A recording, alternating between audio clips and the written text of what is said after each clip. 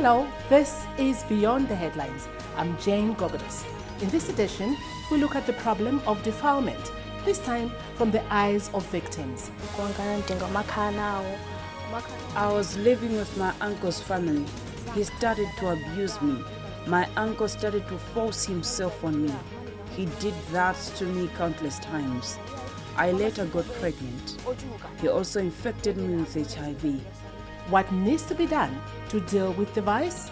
Also in this edition, Bangwe Makoha factory in Blantyre up and running years after it was razed by fire. As much as they buy, we are going to employ a lot of persons with disabilities because we have a lot that are on the streets.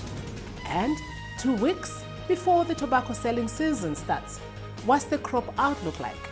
Once again, thanks for joining us.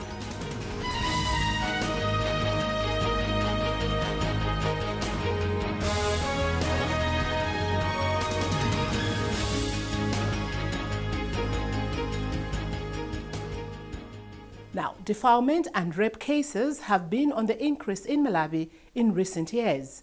Unbelievably, indicators show that the abuses are being perpetrated by relations or close people that are supposed to protect the girls and women.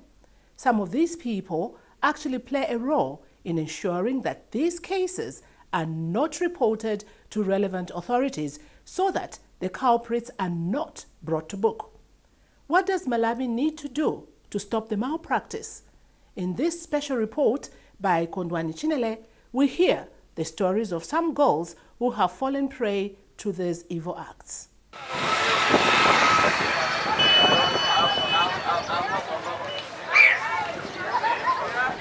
Anything goes in Bangwe, one of the slum townships of Blantyre City. The impoverished township is full of activities, some of which are unauthorized and spread sexual activities, gender-based violence, rape and defilement, among other ills.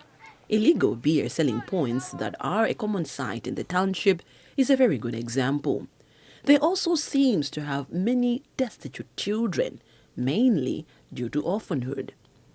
Talking to some adolescent girls and young women of the township reveals that Bangwe is sheltering some men who are attributing to the increase of defilement and rape cases in Malawi. In this location, there are also people who are doing everything possible to ensure that the perpetrators of such malpractices do not pay for their sins.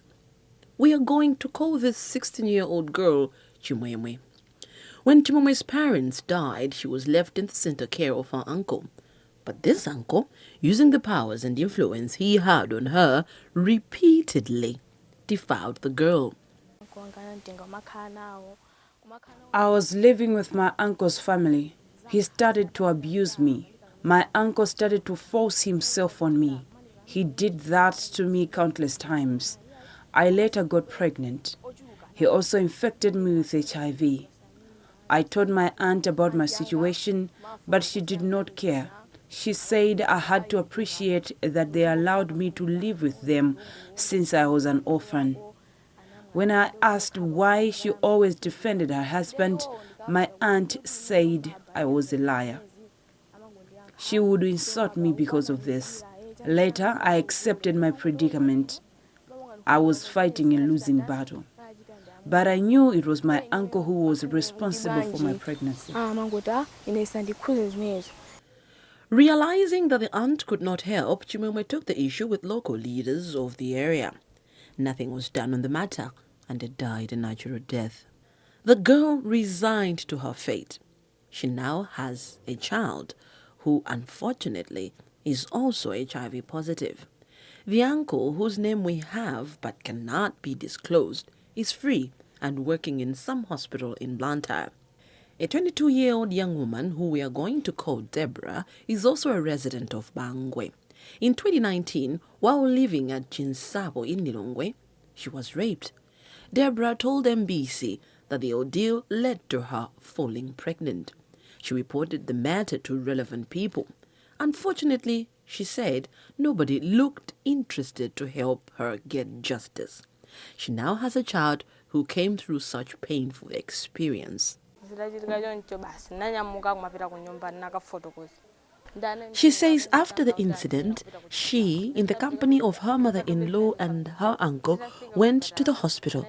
But while there, they were told to first go and report the matter to the police and get a police report. They did get the report, but she does not know what was contained in that report, as the issue was still being handled by her uncle. So she was told nothing. Another young girl, who we will call Phyllis, has been abused by her own mother. At only 15, Phyllis was tasked with taking her mother's locally distilled cachaço from Ntenjezeria to Bangwe for sale at the market. In the course of assisting with the business, she met a young man who lured her into a relationship.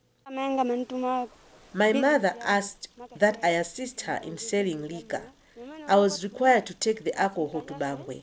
It was cachaço, a locally distilled spirit. I would leave home for Bangwe Township at around 5 o'clock in the morning. In the process of helping my mother with the business, I met a young man who was interested in me. At first, I resisted, but I later fell for him.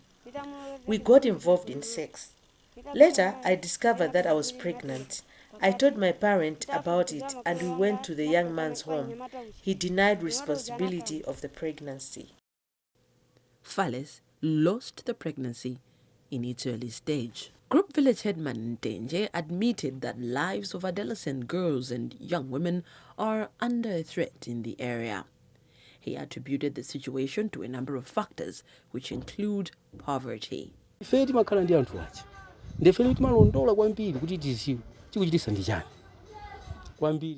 a local leader, I have engaged the women and girls to establish what is happening. It's poverty that is fueling the cases. If you saw my child, you would be sorry. She stopped going to school long ago. She has no food, no clothes.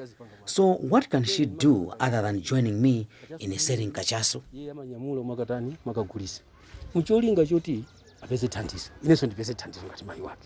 According to the Blantyre District Social Welfare Office, between 40 and 50 cases of defilement are reported every month in the area.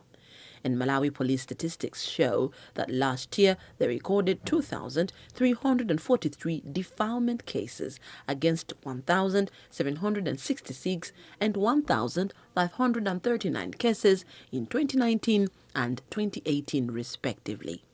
District Social Welfare for Blantyre, Stefano Joseph, nevertheless said the figure could be higher since most cases are not reported. Joseph explained that people do not reveal such issues for fear of shaming relatives or friends involved in the malpractices. He, however, warned concealing such cases can also land people into trouble. The law says if you know that there is an abuse happening and you did not report, you are also taken as you are aiding and abetting in that particular crime. So when it is discovered that this thing has happened, then obviously you can also be arrested.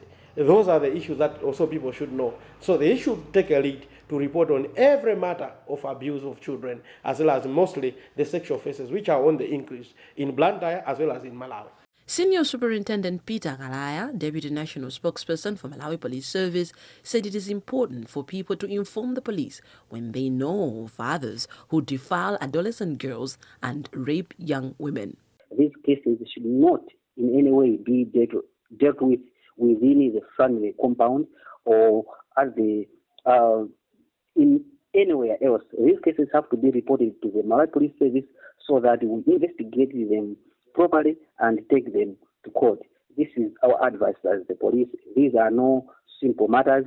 These must be reported so that we investigate them professionally so that justice prevails in the end. Esme Tembenu, Executive Director of Family Rights, Elderly and Child Protection, FRECHIP, said there is need for intensive sensitization of people on the need to report defilement and rape cases. Most people do not know the law. I think what Malawi needs to do is to provide intensive civic education to members of the community, including family members, that they should know what's the position of the law when it comes to girl-child sexual abuse, or even rape, or even child marriage. People need to know that it is criminal to allow their children to enter into marriage. It is criminal to have sex with a girl under the age of 16, regardless of consent. Dembenu also urged the country's courts to give stiffer punishments to defilers and rapists. The protection of children from all forms of violence is a fundamental right enshrined in the United Convention on the Rights of the Child. Among others, Goal 16 of the United Nations Sustainable Development Goal aims at ending abuse, exploitation, trafficking, and all forms of violence against and torture of children.